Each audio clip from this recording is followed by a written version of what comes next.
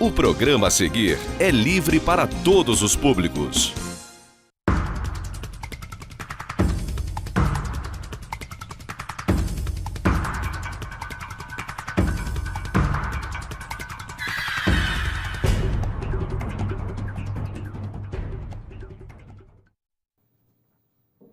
Olá, amigos de casa, estamos começando mais um programa Direto ao Ponto aqui pela TV Zoom. Um programa que, como todos os outros que integram aqui a grade da casa, pode ser visto também através da nossa página na internet, tvzoom.com.br, através do nosso canal do YouTube e também, qualquer hora, em qualquer lugar, através do nosso aplicativo de celular. Hoje nós estamos gravando esse programa no Dia Internacional da Mulher, um programa, portanto, muito especial. Eu peço desculpas por estar um pouco gripado, não estou à altura da ocasião, e tenho a satisfação de receber aqui uma mulher que é bastante atuante na cidade, chacoalhou bastante Nova Friburgo nesses anos todos, e se posiciona bastante. Não foi ao acaso que a convidei para estar aqui hoje. Eu penso que seja uma representante das mulheres, um exemplo, uma pessoa inspiradora em vários aspectos, que é a Denise Lopes, uma pessoa de muitos predicados, é meio difícil de descrever, comunicadora, enfim, à frente de vários projetos ligados à causa, uma pessoa que é um pouco difícil polêmica também, controversa às vezes, mas é uma pessoa que, fundamentalmente, isso eu acho que é inegável, acredita no que diz. Eu sempre falo aqui que eu não preciso concordar com o que a pessoa diz ou acredita, mas o respeito passa por você perceber que a pessoa é honesta, ela luta pelo que acredita. O que realmente me incomoda, Denise, é quando a gente vê você está no mesmo front que eu, você também cobra os agentes públicos e conhece como poucos os bastidores da política. Quando a gente vê algum político que é cínico, que fala coisas que você sabe que ele não acredita, e joga para a torcida e desrespeita a inteligência da população, isso causa indignação a mim e eu tenho certeza que causa a você, porque sou um leitor seu também e acompanho seu trabalho. Estou falando demais. Quero te agradecer por ter aceitado o nosso convite. Como sempre, em cima da hora, estava viajando, não pude convidar antes. Obrigado de verdade por ter vindo. Imagina, eu que te agradeço. Muito bom poder estar aqui na TV Zoom, mais uma vez. Como eu falei, né, eu estive aqui alguns anos atrás. Estar no seu programa, principalmente numa data tão importante como o Dia Internacional da Mulher, que é uma data que a gente precisa refletir muito. A gente ainda tem o Dia Internacional da Mulher como um dia de muitas homenagens, mas a realidade da mulher hoje ainda é uma realidade de muitas demandas. Então, para mim, é uma honra poder estar aqui fazendo parte do programa num dia tão especial como esse. A honra é nossa e é muito merecido, né, você estar aqui. Até porque você está à frente, como eu te falei, de alguns projetos. A gente podia começar a falar sobre eles, sobre a alma feminina, por exemplo, que eu acho que tem muita ligação com a data de hoje.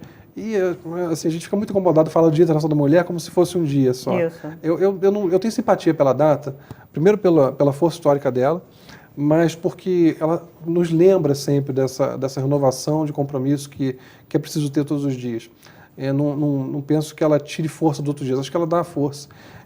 Então, eu tenho simpatia por ela. Mas eu queria que você explicasse um pouquinho esse projeto Alma Feminina e como é que ele atua, como é que as pessoas podem tirar benefício dele, né? O Alma Feminina, na verdade, ele começou em 2015, no segundo semestre do ano de 2015. Foi uma forma, um caminho que eu encontrei. Eu já vinha de rádio, de TV, e na rádio e na TV eu também tinha como foco principal o gênero feminino, através do programa Espaço Mulher.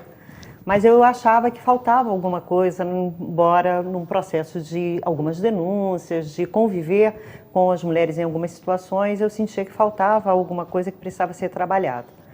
E aí eu resolvi começar esse projeto que tem 3 pilares, que é autoestima, autoconfiança e autorresponsabilidade, que na verdade é uma sequência de ações de compreensão, de exercício de comportamento. E eu comecei a buscar mulheres, convidei uma pessoa para fazer esse trabalho comigo, e inclusive é uma pessoa que seguiu durante todos esses 3 anos dentro do projeto. Como é que ele funcionava? A gente tinha um tema, tem um tema específico, normalmente ele se limita a 4 reuniões, então a gente forma um grupo de mulheres. Nesse grupo a gente trabalha uma pauta específica através de atividades em grupos individuais, em reuniões que acontecem semanalmente, uma vez por semana. Então, nós já tivemos mais de 300 mulheres que passaram por esse projeto. As turmas são de quantos, geralmente? Hã? As turmas são de quantas pessoas? Normalmente a turma é uma média de 12 mulheres. Nós já chegamos a ter edição, numa única edição, termos 70 mulheres. E tivemos vários grupos de 10, de 12 e variava. E sempre potencializando isso. Então, qual era a nossa proposta? É poder dar à mulher, primeiro ela olhar para dentro dela e entender que ela tem a sua importância em primeiro lugar para ela mesma. Não adianta eu cuidar do que está fora se eu não cuidar do que está dentro. Fazer com que essa coisa de culpar, né? Nós temos a nossa cultura muito vitimista, então, eu sofro porque ninguém me ajuda, porque a minha vida é difícil, porque eu não tenho tempo. Então, a gente começar a olhar isso dentro de uma dinâmica diferente. Sempre tendo como patamar principal as pessoas só fazem com você aquilo que você permite. Então, a culpa não é do outro, a culpa é sua. Vamos começar a olhar de uma forma, criar uma crença diferente.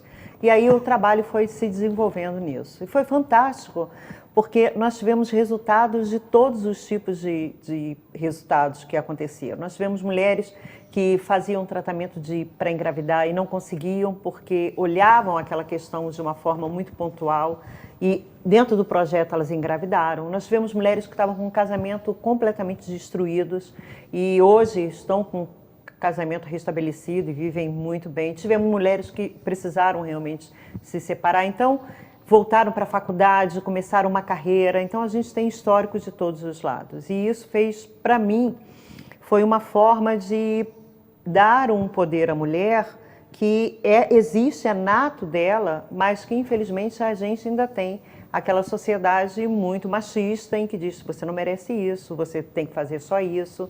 E dentro do projeto, sem ter uma vertente política ou de empoderamento, ou de feminismo, nada disso, realmente olhar para dentro de você e dizer assim, peraí, eu existo, eu posso, eu consigo, eu preciso me dedicar mais, eu preciso ter mais atitude, ter um outro tipo de comportamento, olhar o que me chega de uma forma diferente.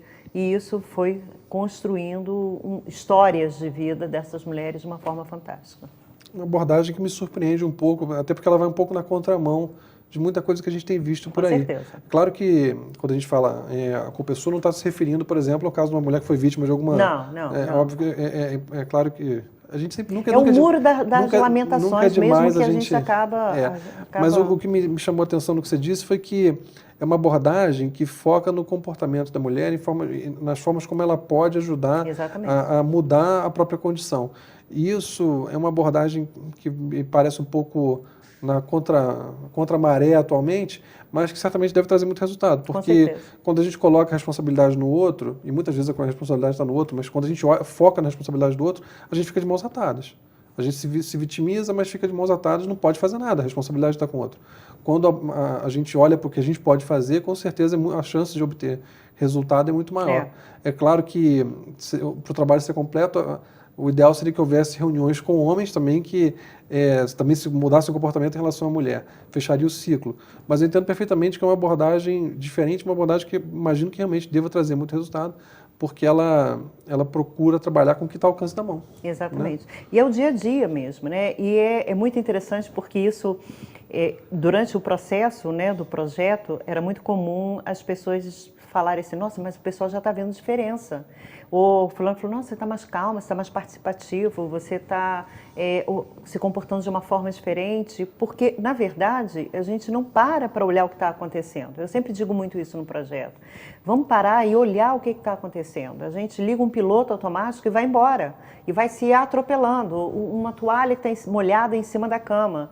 Aí, como é que a maioria resolve isso? Pega a toalha molhada em cima da cama e sai aos gritos dentro de casa. Estou cansada, todo dia toalha molhada em cima da cama, já cansei de falar. E você vai repetir isso 10 anos e a toalha vai continuar. Então, vamos mudar a ótica de olhar isso e fazer com que a sua postura mude em relação a essa toalha e o outro que coloca a toalha também mude em relação a você. Responda, né? Exatamente. Então, isso são os mecanismos, as ferramentas que o projeto se organizou para proporcionar, talvez pela minha experiência na área de comunicação, porque eu lidei com muitas mulheres de vários níveis sociais, situações financeiras e com várias demandas. Eu ia te perguntar justamente isso. De onde veio essa experiência? De onde veio e essa a minha informações? pessoal, né? Mãe, 5 filhos e eu sempre comecei, a minha vida foi sempre muito, comecei a trabalhar muito jovem, exerci várias atividades profissionais, conheci vários tipos de universo feminino, então isso tudo era uma coisa que eu tinha guardada dentro de mim, eu quero um dia trabalhar isso.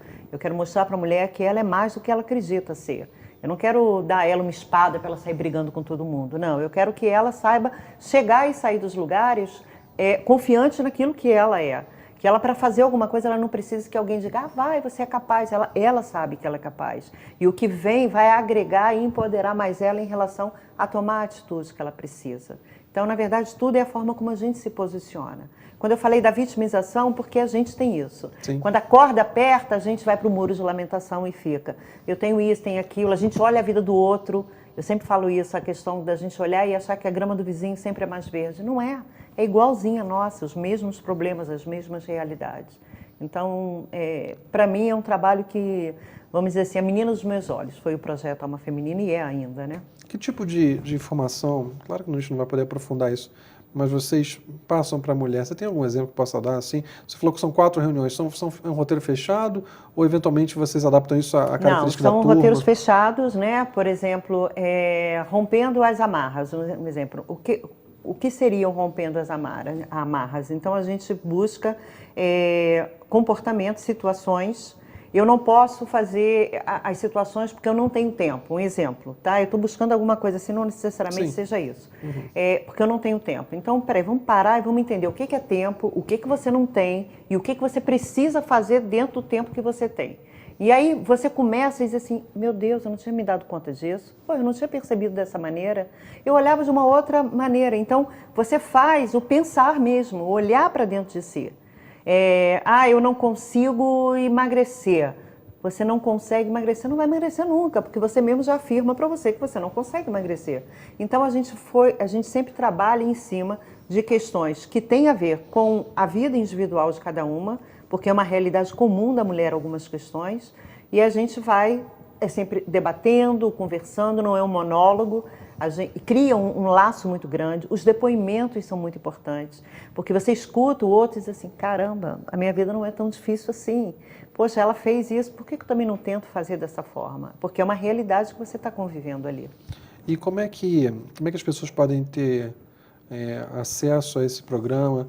A própria pessoa sente que às vezes pode estar precisando? Existe algum critério, alguma recomendação? E como é que pode entrar em contato para saber quando é que vai ter a próxima turma? Enfim, como é que funciona isso? Na verdade, não tem nenhum critério, né? A gente passa, assim, a gente conversa com a pessoa, vê qual é a motivação que levou ela ao projeto.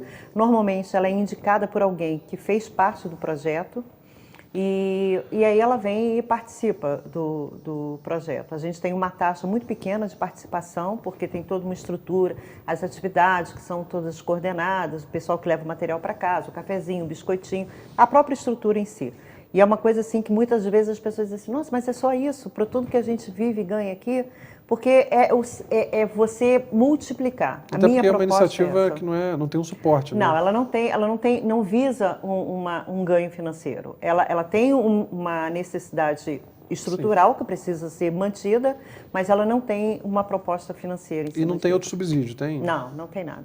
Quer dizer, depende... Na verdade, é um projeto que eu criei esse projeto, aperfeiçoei, me profissionalizei, fui buscar informações através de cursos que eu até fiz e que eu vi, poxa, isso aqui já acontece dentro do Alma Feminina. Na verdade, esse ano eu ainda não comecei nenhum grupo. Eu vou fazer um evento agora em abril, que é um evento como, tipo assim, o que eu vou fazer de 2019? Porque agora a gente vai começar a viver 2019, né? Uhum. Sem a gente fazer nenhuma anotação específica de planejar um ano. A gente não tem que planejar, a gente tem que fazer acontecer. E eu estou definindo isso ainda, não tenho uma data certa, mas pode ser pelo contato do meu próprio WhatsApp, que é o 22-981-599775. E também imagino que nas redes sociais, tem, né? Tem a página também do Projeto Alma Feminina na rede social, no Facebook, e é só mandar uma mensagem também lá e a gente conversa e passa todas as informações. Perfeito. Então, aliás, tua página no Facebook é bastante ativa, né? Movimentada, né? Eu tenho tenho do Alma Feminina, tenho um grupo de debate chamado Debatendo com Denise Lopes, que é até muito interessante. Eu consigo medir a popularidade e a participação das pessoas quando não tem curtida.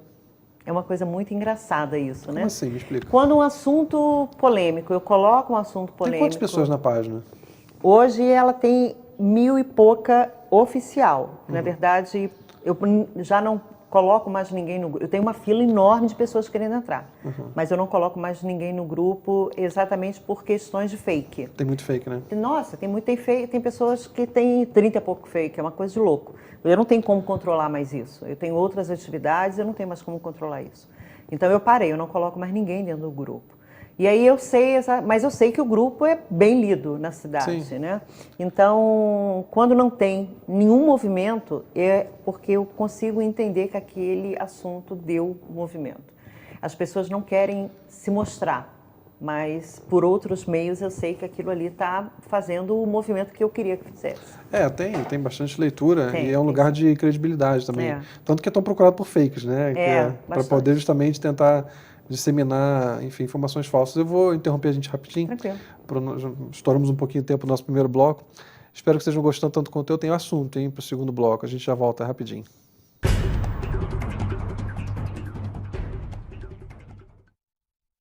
Você pode assistir aos programas da TV Zoom na hora que quiser. Pode também acompanhar ao vivo a nossa programação. Baixe grátis o aplicativo TV Zoom no seu celular ou no seu tablet e envie o seu vídeo para o nosso jornalismo. Aplicativo TV Zoom. É Nova Friburgo na palma da sua mão.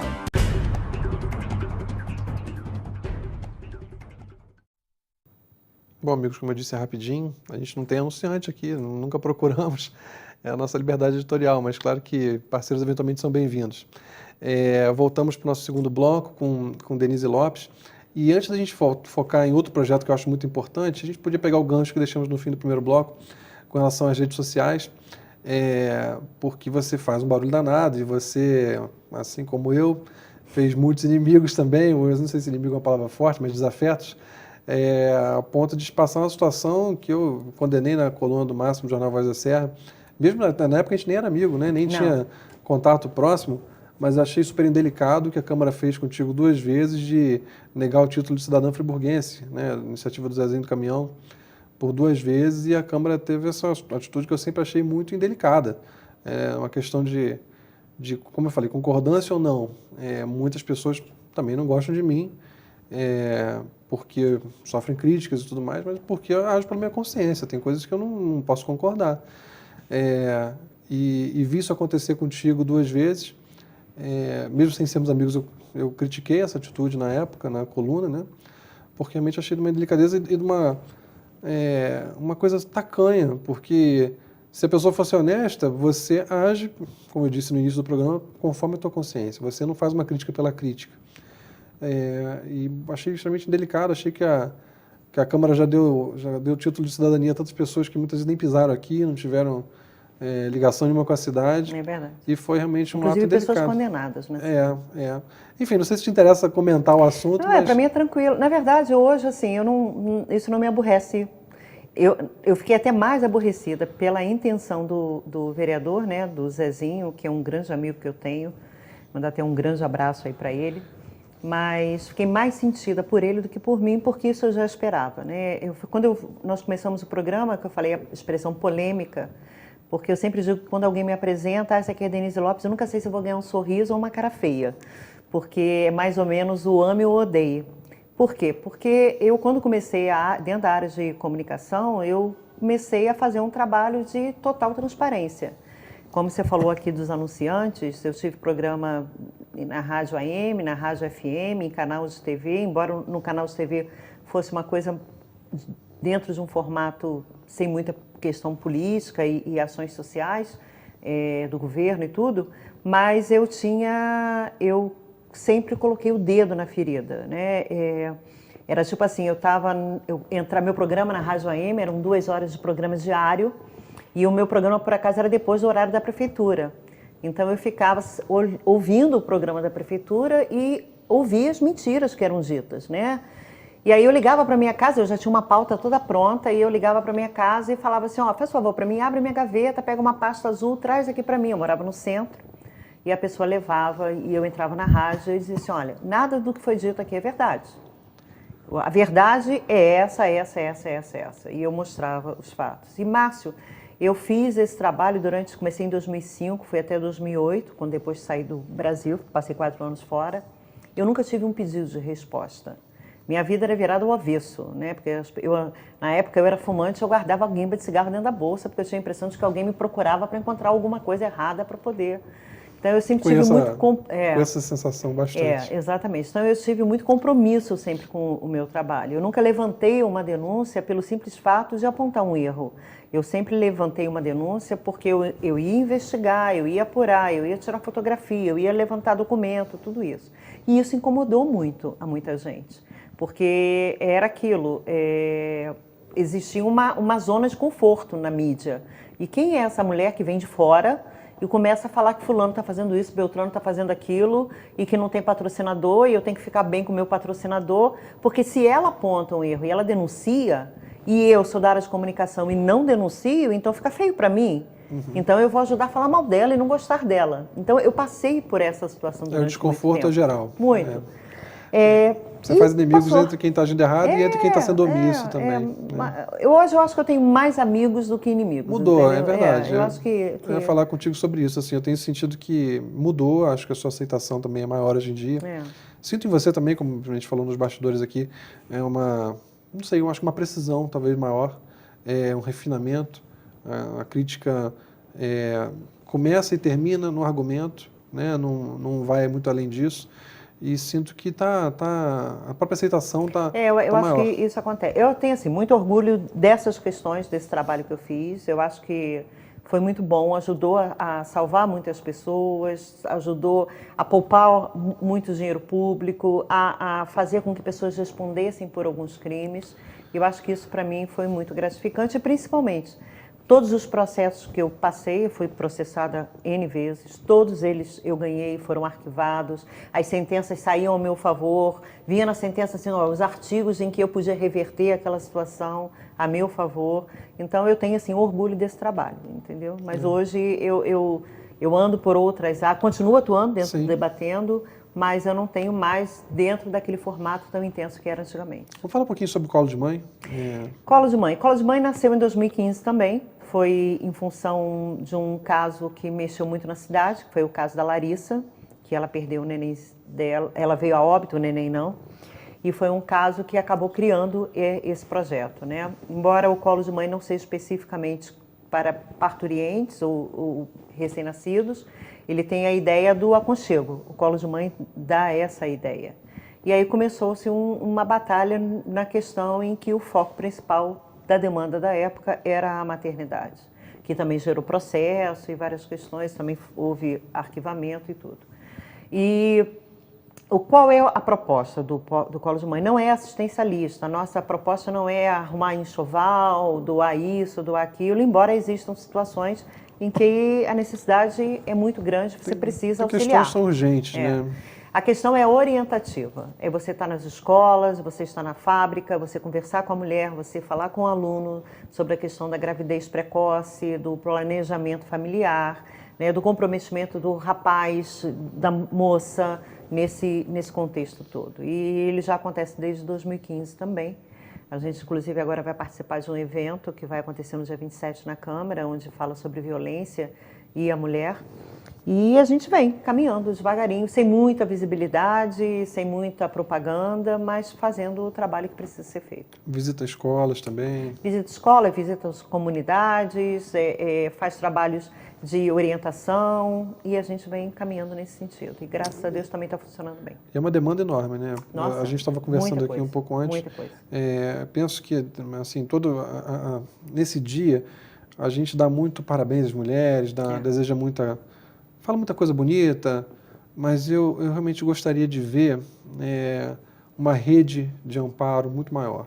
Uma rede de amparo para evitar a gravidez indesejada, que as mulheres muitas vezes ficam isoladas, sozinhas nessa situação, para também, acontecendo a gravidez indesejada, uma rede de suporte psicológico, uma rede de suporte para a criança, dar alternativas à mulher, que não sejam simplesmente de abortar, mas alternativas para para que ela tenha o suporte necessário. E a gente tem até essa estrutura. Se a Sim. gente for parar a nível de governo, a gente tem um programa do Ministério da Saúde. Eu vou até aproveitar aqui, eu sou assim, usuária e fã de carteirinha do Sistema Único de Saúde. Eu sou defensora da saúde pública de bandeira mesmo. E a gente tem dentro do Ministério da Saúde um programa muito eficiente nesse sentido, chamado Planejamento Familiar. E esse programa, ele não é aplicado, não é desenvolvido, não é multiplicado dentro daquilo que ele precisa ser. Então, essa também foi um dos confrontos que eu tive na cidade muito grande em relação a alguns governos, em relação ao planejamento familiar. O que ele precisa para poder ser vivido na plenitude? Na verdade, ele não precisa de muita coisa. Você precisa ter uma equipe, né, técnica para você poder trabalhar isso com a população, que não é exclusivamente feminina. Normalmente é o casal que participa, né? Até porque tem que ser, né? Exatamente. Sob vários aspectos é mais fácil para o homem evitar o filho do que para a mulher. Então, ela precisa ter, orientado em todas as possibilidades evitar o filho não, possíveis. evitar a gravidez indesejada, né? Vou Gravidez colocar do jeito indesejada, certo. Então, todas as possibilidades, como é que acontece, de que forma pode atuar, qual é a escolha, qual a conversa que os dois precisam ter. É um trabalho belíssimo, um trabalho maravilhoso e não acontece. Então, foi até o que nós conversamos ainda há pouco. E o que eu percebo é que a gente vai muito para o fim. Existe uma pressa muito grande, né? Então, tem um problema, vamos resolver dessa forma. A gente não quer mais ter trabalho com algumas E a sociedade lava as mãos, né? Lava as mãos, assim, faz parecer que é uma grande conquista, um grande direito que as mulheres estão conquistando, mas na verdade a sociedade está lavando as mãos. Tá. Parece que a gente não se choca com mais nada. Pois é, e antes de você chegar a uma situação que é o extremo último, né? Você tem que dar suporte a essas pessoas, tem que dar suporte desde antes da gravidez acontecer, porque é o ideal, e também ao longo da gravidez e depois da gravidez. Tem que dar esse suporte. E nós ainda estamos atravessando situações muito complicadas dentro da maternidade, né? Eu já vou deixar para você aqui um pedido, uma outra oportunidade da gente poder falar só em termos de colo de mãe. Nós estamos atravessando ainda uma situação bem delicada em relação à maternidade e isso precisa acabar. As parturientes não podem mais viver algumas situações de serem mandadas embora da maternidade porque não está acontecendo nada e de repente morre o feto, a mãe tem problema, e isso é uma coisa que a gente, não estou aqui desmerecendo classe nenhuma, eu estou apenas falando que nós precisamos falar desse assunto, precisamos equacionar esses problemas, porque vida é uma coisa que você não dá para montar de novo, acabou. Não, com certeza, e você... até por ter sido integrante também do Conselho Municipal de Saúde, né? Conhece essa realidade com proximidade. Você acompanhou agora também a conferência que teve. Que vai ser um outro problema. Mas assim, houve pontos positivos na conferência também, não é? Na verdade, a gente tem dois pontos, né? Tem o processo eleitoral, que vai montar um novo conselho, e tem todas as diretrizes que são definidas ali para aquilo que precisa seguir para frente. Então, em relação à eleição, já houve um pedido, eu entrei com um pedido pelo colo de mãe, em que a gente precisa passar por um outro processo eleitoral, porque vários erros ocorreram em relação, desde o momento da inscrição até o momento da eleição em si, que na verdade nem houve eleição, houve homologação, em que fere questões da própria lei vigente no momento da conferência, que era 3.505, porque a outra ainda não tinha sido publicada, e que isso precisa ser reformulado. Quer dizer, eu espero que a presidente do Conselho, que é a secretária de Saúde, já esteja tomando as providências nesse sentido, porque a gente não pode fingir que isso não aconteceu e jogar esse problema para baixo do tapete. Parece fugir um pouco do nosso tema principal hoje, mas eu acredito que não fuja, não. Até porque envolve a questão da mulher também. Eu queria que você falasse um pouquinho sobre a importância da atuação do Conselho, no sentido de proteção mesmo da saúde, o papel que ele cumpre. A gente tem 3 minutinhos para acabar o programa, mas sobre a importância, por que essa eleição é tão importante, por que ele tem que ser representativo, e a gente poder falar também de saúde, obviamente está falando de saúde da mulher com certeza. também. O Conselho ele é muito importante porque ele é a representação popular, né? Ele se divide em 3 partes, que é a parte do governo, o prestador de serviço e o usuário, que é a parte principal, 50% do Conselho. Então, e também tem os seus suplentes. Então, são associações, sindicatos que usufruem essas cadeiras que são destinadas à parte do usuário. Isso tudo vem coordenado de uma lei federal, 8.142, 8.080, que organiza o SUS. Ok. Por que o Conselho é importante? Porque é a voz da população cuidando dos direitos da saúde pública. Então, precisa ser imparcial. E o Conselho ele não pode se restringir unicamente a fiscalizar, embora seja uma atribuição do Conselho, e a denunciar, embora seja uma atribuição do Conselho. O Conselho é muito mais amplo. As atribuições do Conselho são de toda a natureza. Então, ele precisa conversar com a população, ele precisa estar nas comunidades, ele precisa falar de saúde pública, ele precisa incentivar programas importantes como o planejamento familiar, e entre outros programas que existem através do Ministério da Saúde. E a gente não vê isso acontecendo. Ele precisa bater na porta das TVs locais, das rádios locais e arrumar um canal de comunicação com a população. Nós precisamos ensinar a população o que é a saúde pública. Não adianta eu ir para a rede social e falar mal disso ou daquilo. Eu tenho que saber como me posicionar em relação a isso. Então, o papel do Conselho é fundamental para que a gente possa garantir ou construir uma saúde pública de qualidade. Denise Lopes, com tanta experiência lidando com mulheres, com saúde, abre o coração, enfim, te ajudou esse finalzinho de programa para você poder mandar o teu recado para as mulheres, passar um pouco da tua experiência nesse mês que a gente está dedicando à mulher aqui no programa. Estamos tentando trazer só mulheres mesmo para poder enfrentar, bater de frente com o que acontece, principalmente no nosso quintal aqui. Dá o teu recado para a gente encerrar o programa. Eu vou deixar aqui para você uma mensagem que, para mim, é uma grande bandeira dentro do trabalho que eu faço. Não deixe que as pessoas digam a você o que você pode ou não pode fazer. A sua capacidade, a sua força é muito maior do que, na verdade, você imagina que é. E tudo aquilo que muitas das vezes acontece, que você se desagrada, ao invés de você lamentar ou reclamar sobre aquilo, você para, respira e pensa assim: até onde vai a minha responsabilidade de permitir que isso aconteça comigo? Quando a gente muda a nossa forma de olhar as situações à volta, a nossa qualidade de vida melhora. Obrigada, um feliz Dia Internacional da Mulher para você. E obrigada, Márcio, pelo seu convite. Foi uma honra enorme estar aqui. Imagina. É muito bom mesmo poder estar conversando sobre isso com você. A honra é minha e eu acho que é importante. Já estava na hora de te dar espaço. Obrigada. Para poder falar. Você tem muita coisa a falar. Você foi muito injustiçada já. Você aguentou muita perseguição por pessoas indignas. É verdade. Claro que nenhum de nós é perfeito. Eu já errei, você já errou. Mas você realmente luta e já foi muito machucada. Acho que é muito importante também ouvir o que você tem a dizer. Espero que tenham gostado, tanto quanto eu gostei. A gente volta na semana que vem com mais um programa Direto ao Ponto. Até lá.